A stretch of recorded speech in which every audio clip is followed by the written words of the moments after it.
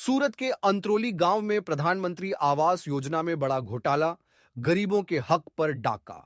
सूरत जिले के अंत्रोली गांव से प्रधानमंत्री आवास योजना में बड़े पैमाने पर धांधली का एक चौंकाने वाला मामला सामने आया है, जिसने पूरे जिले में हड़कंप मचा दिया है। यहां गरीबों के लिए आवंटित आवासों में खुलेआम भ्रष्टाचार किया जा रहा है, जिससे योजना की पारदर्शिता और क्रियान्वयन पर गंभीर सवाल खड़े हो गए हैं।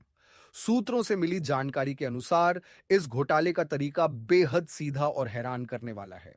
कोरी पटेल नामक व्यक्ति की जमीन पर राठौर के नाम से प्रधानमंत्री आवास योजना के तहत एक घर पास कर दिया गया। यह अपने आप में ही नियमों का उल्लंघन है, क्योंकि योजना का लाभ वास्तविक लाभार्थी को मिलना चाहिए, न कि किसी और की जमीन पर किसी अन्य व्यक्ति के नाम पर। इससे भी चौंकाने वाली बात यह है कि इस अवैध रूप से पास किए गए घर को बाद में एक मारवाड़ी व्यक्ति को बेच भी दिया गया।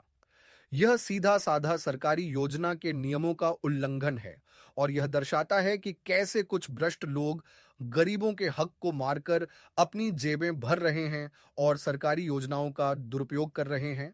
इस धोखाधड़ी को छिपाने के लिए आवंटन स्थल से प्रधानमंत्री आवास योजना का नेम प्लेट भी गायब कर दिया गया है।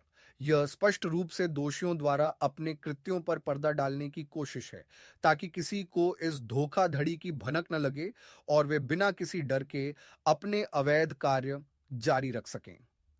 नेमप्लेट का गायब होना अधिकारियों की मिली भगत की ओर भी इशारा करता है, क्योंकि यह कार्य बिना स्थानीय प्रशासन की जानकारी या सहमति के संभव नहीं लगता।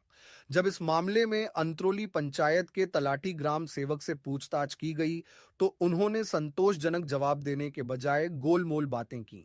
उन्होंने सीधे जवाब देने से बचते हुए सरपंच से बात करने की सलाह दी। यह स्पष्ट रूप से अधिकारियों की मिली भगत या उनकी जवाबदेही से बचने की कोशिश को दर्शाता है। ग्राम सेवक जैसे महत्वपूर्ण पद पर बैठे व्यक्ति का इस तरह का टाल मटोल रवैया पूरे मामले को और भी संदिग्ध बनाता है और स्थानीय प्रशासन पर सवाल खड़े करता है।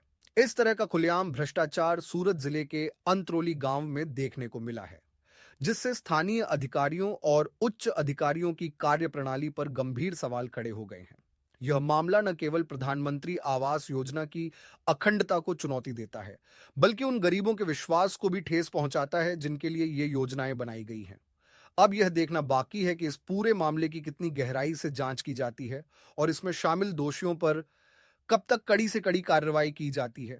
इस मामले में त्वरित और निष्पक्ष जांच की आवश्यकता है, ताकि दोषियों को सजा मिल सके और भविष्य में ऐसी धांधली को रोका जा सके।